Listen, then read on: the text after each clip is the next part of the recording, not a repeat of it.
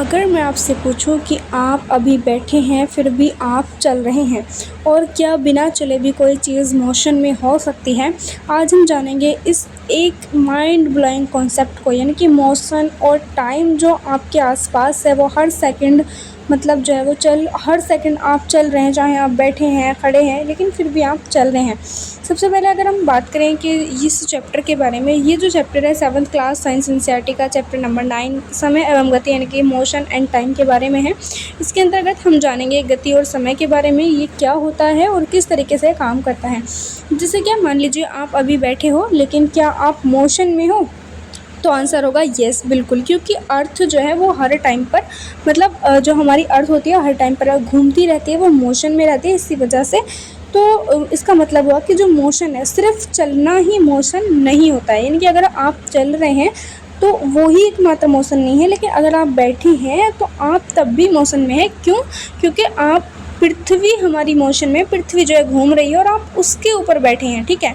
इसी वजह से यानी कि सिर्फ आपका चलना ही मोशन नहीं होता, बल्कि आप अगर ऐसी वस्तु पर बैठे हैं जो कि हर टाइम चल रही है, जैसे कि अगर आप बस में बैठे होंगे तब भी आप मोशन में हैं और अगर आप पृथ्वी पर बैठे हैं तब भी आप मोशन में हैं, ठीक है।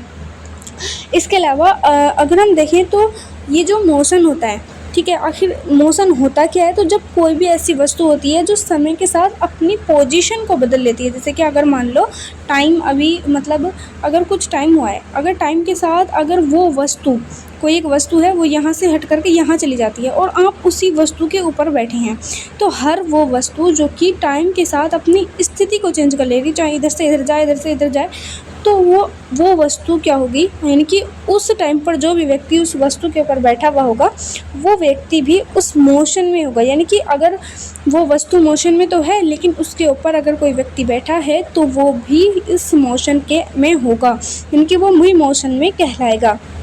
जैसे क्या कार चल रही हो, बस चल रही हो सड़क पर, तो ये सब क्या है, ये सब मोशन में होते हैं और इसके अंदर जो व्यक्ति बैठे होते हैं वो भी मोशन में ही होते हैं, ठीक है। और इसके अलावा अगर हम बात करें कि ये जो मोशन होता है, यानी कि जो ये मोशन होता है, गति होती है, ये कितने टाइप की होती है, ठीक है। इसके बारे में अगर हम देखें तो ये जो होती है 3 प्रकार की होती है, यानी कि जो मोशन होता है, गति होती है, वो 3 प्रकार की होती है। एक सरल रेखीय गति यानी कि जो रेक्टिलाइनर मोशन होता है, दूसरा होता है वर्तुल गति यानी कि सर्क्यूलर मोशन इसको बोला जाता है, तीसरी होती है आवर्ती गति, ठीक है। तो जो सरल रेखीय गति होती है वो कोई अगर चीज़ है, वो अगर कोई व्यक्ति अगर सीधी सीधी सड़क पर जा रहा है, ठीक है, अगर कोई व्यक्ति सीधी सीधी सड़क पर जा रहा है या फिर अगर कोई मान लो कोई वाहन चल रहा है, बस चल रही है, ये सब क्या है, ये सब सरल रेखीय गति यानी कि सीधी सीधी रेखा में गति ऐसा हो रही है, इधर से इधर, इधर से इधर, इस तरह से क्या होगी, ये सब सरल रेखा या गति में आएंगी, ठीक है। अगर कोई ऐसी चीज़ है जो कि गोल गोल गोल गोल अपनी गति को कर रही है, यानी कि गोल गोल अगर कोई वस्तु घूम रही है तो वो सर्कुलर मोशन में है, यानी कि वर्तुल गति में है। जैसे कि हमारी जो पृथ्वी है वो सूर्य के चारों ओर घूमती है, तो क्या है ये वर्तुल गति यानी कि सर्कुलर मोशन में होती है हमारी पृथ्वी। या फिर जो आप साइकिल चलाते हैं तो साइकिल का जो पेंडल होता है ना, पेंडल, वो भी पेंडल क्या है, वो भी एक वर्तुल गति यानी कि सर्कुलर मोशन के अंतर्गत आता है। इसके अलावा जो तीसरी होती है आवर्ती गति, जिसको कि पीरियोडिक मोशन बोला जाता है। ये क्या होता है, जैसे क्या घड़ी का जो पेंडुलम होता है वो इधर से इधर, इधर से इधर, इस तरह से चलता रहता है, तो ये क्या है, ये है आवर्ती यानी कि पीरियोडिक मोशन, आवर्ती गति। जैसे झूला होता है, लोलक होता है, घड़ी की सुइयों की जो गति है वो भी, ये सब क्या है, यानी कि जो पेंडुलम होता है वो ये सब क्या है, आवर्ती गति के अंतर्गत आते हैं। इसके अलावा चाल क्या होती है, यानी कि देखो ये कई 2-3 शब्द होते हैं। जैसे कि गति तो हो गई ये 3 तरीके की। अब चाल क्या होती है, यानी कि चाल तो इससे थोड़ी सी अलग होती है। चाल क्या है, चाल एकांक समय में तय की गई दूरी, इसके अंतर्गत टाइम भी आ जाता है।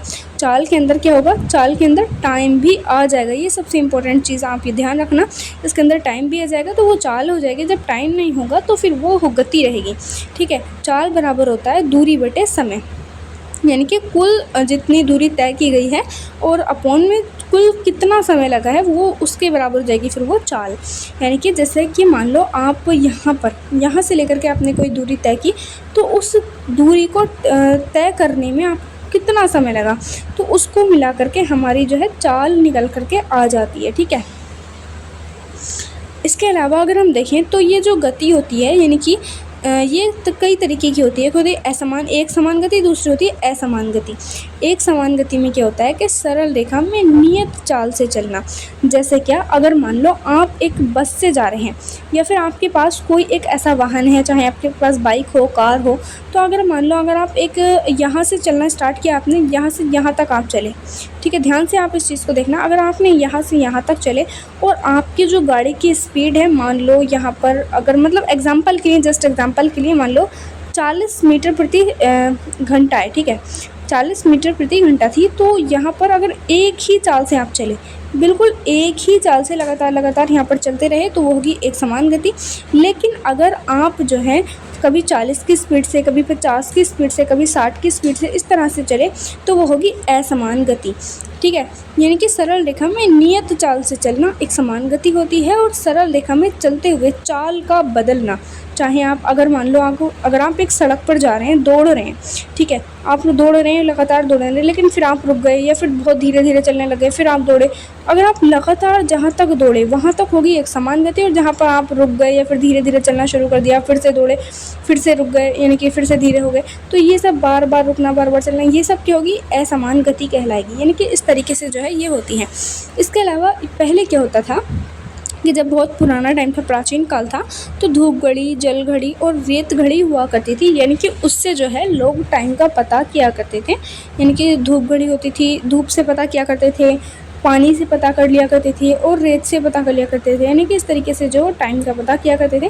आधुनिक समय में घड़ियाँ आवर्ती गति में, यानी कि सरल लोलक के सिद्धांत पर कार्य करती हैं। इसमें एक दोलन का जो समय है वो एक आवर्त काल के बराबर होता है। यानी कि जैसे हम देख रहे हैं कि जो लगातार जो टाइम है वो यहाँ पर बदलता चला जा रहा है। पहले धूप घड़ी हुआ करती थी, फिर उसके बाद जल घड़ी आई, जल से पता करना शुरू किया, उसके बाद जो है रेत घड़ी आई, उसके बाद जो है यहाँ पर क्या आ गया, हमारा जो पेंडुलम होता है, घड़ियाँ वैसी वाली जो हम आज देखते हैं, इस तरह से आ गई। यानी कि टाइम के साथ ये सारी चीज़ें बदल रही हैं। एक दोलन का जो समय है अभी फ़िलहाल में वो आवर्तकाल कहलाता है। इसके अलावा समय बराबर समय का जो मूल मात्रक है वो क्या होता है, वो होता है सेकंड। इसको आप ध्यान रखिएगा, समय का जो मूल मात्रक है, मूल मात्रक यहाँ पर पूछा है वो है सेकंड, और चाल का जो मूल मात्रक होता है वो होता है मीटर प्रति सेकंड। कितने मीटर में कितने मतलब कितने टाइम में कितने मीटर की दूरी तय की, ये बराबर होता है चाल। क्योंकि हमने देखा कि चाल बराबर दूरी बटे समय, दूरी को हम मापते हैं मीटर में और समय को मापते हैं हम सेकंड में। तो यहाँ पर हो जाएगा चाल बराबर दूरी समय बटे समय, और इसका मात्रक भी होगा, दूरी को मापते हैं मीटर में और समय को सेकंड में, तो मीटर प्रति सेकंड। यानी कि इस तरीके से जो है इसका मतलब मात्रक जो है वो इस तरीके से निकाले जाते हैं, और समय को तो सेकंड में मापा जाता है। इसको आप याद रखिएगा।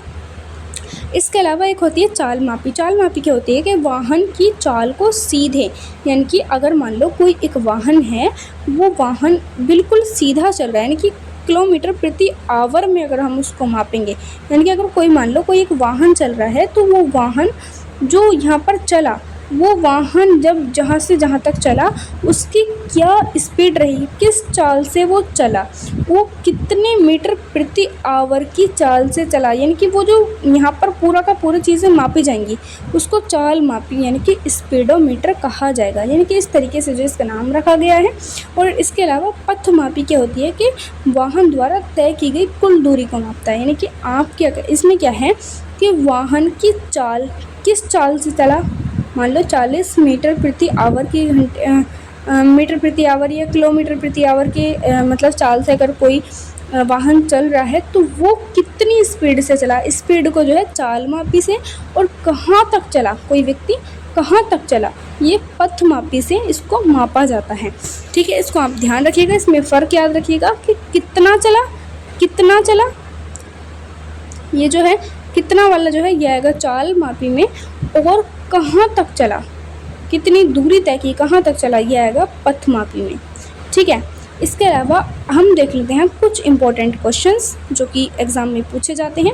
चाल का मूल मात्रक क्या होता है, तो इसका मूल मात्रक मीटर प्रति सेकंड होता है। चाल यानी कि कितनी चाल चली, कितने मीटर में, यानी कि कहाँ, इसका हमने एक फॉर्मूला देखा था, चाल बराबर होता है दूरी बटे समय, दूरी को मापते हैं मीटर में और समय को मापते हैं सेकंड में। तो इससे आप याद रखिएगा चाल का जो मात्रक होता है, मूल मात्रक मीटर प्रति सेकंड होता है। तय की गई दूरी को मापने वाला जो यंत्र है वो होता है ओडोमीटर। ठीक है, सरल लोलक की सरल लोलक की गति किसका उदाहरण है? तो यह है पीरियोडिक का, ठीक है।